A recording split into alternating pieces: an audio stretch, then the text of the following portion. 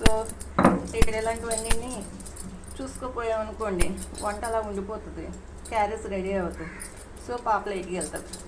అందుకే సో ఇలాంటివి ఏమైనా ఇన్స్టెంట్గా మనం రెడీగా పక్కన పెట్టుకున్నప్పుడు అట్లీస్ట్ మనం చేసేటప్పుడు కరెంట్ పోతే తీసుకొని ఇలాంటి రాయిలో పెట్టుకొని శుభ్రంగా మనం దాన్ని మిక్సీ కొట్టేసుకున్న శుభ్రంగా నూరేసుకొని కూర వేసేసుకున్నాం అనుకోండి, అసలు ఇంకా మన టైం కూడా సేవ్ అవుతుంది.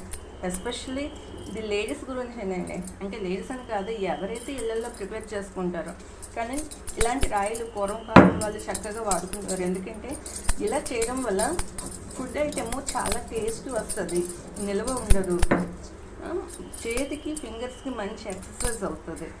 సో ఈ కాన్సెప్ట్ మీ అందరికీ నచ్చింది అనుకోండి, లైక్ చేయండి. ఆల్రెడీ మీ ఇళ్ళల్లో ఇలాంటిది ఉన్నది అనుకోండి, ఒక సబ్స్క్రైబ్ చేయండి. Okay, thank